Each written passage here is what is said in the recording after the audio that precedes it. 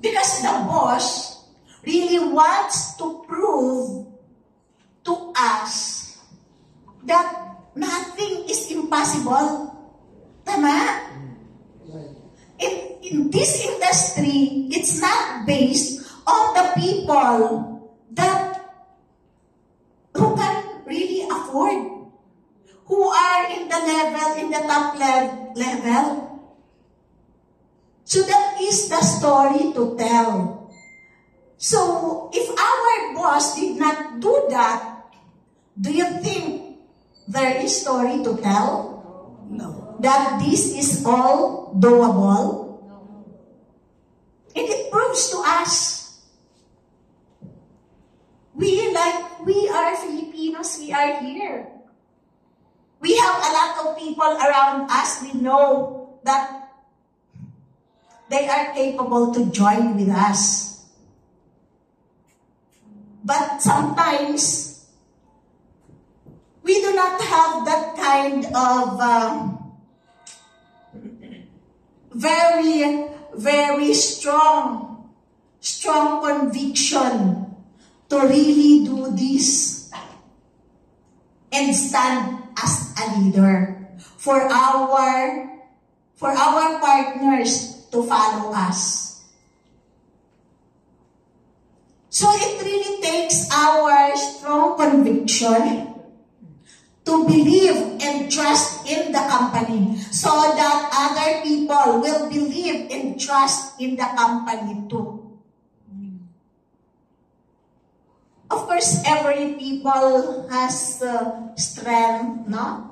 May mga strength and weaknesses. Sometimes other people are weak. Sometimes other people are strong. But weak people can be strong too. Tama? Yes. If we have that strong conviction, we can be fearless.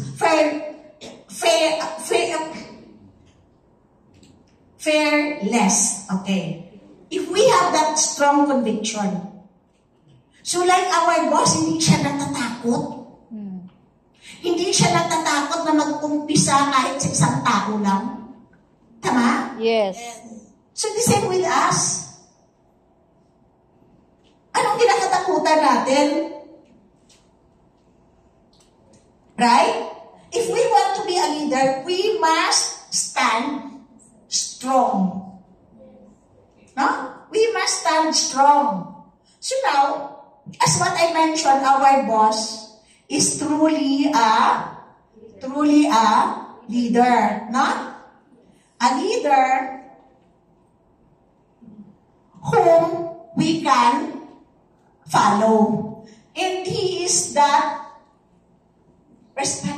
respectable person. He is always lead by example. Have you heard our boss na nag-skydiving? Yes. Nakakatakot ba yun? Yes. Nakakatakot, di ba? Yes. Who wants to dare? Ay, yes. But our boss dared to do that. And after doing it, we heard that the core management group follow. And other managers, other leaders followed him. So he is always setting by example. And now I heard that the boss is slim. Yes. Slim down. I want to be like boss. No. Na mag-slim. Ayan, that is my Goal. desire. No? Goal. Na mag-slim. But other than that, of course, his leadership, I really want to be like boss. To stand as firm as he is.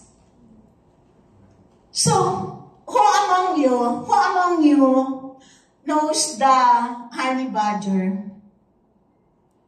Yeah. Animal. Yes.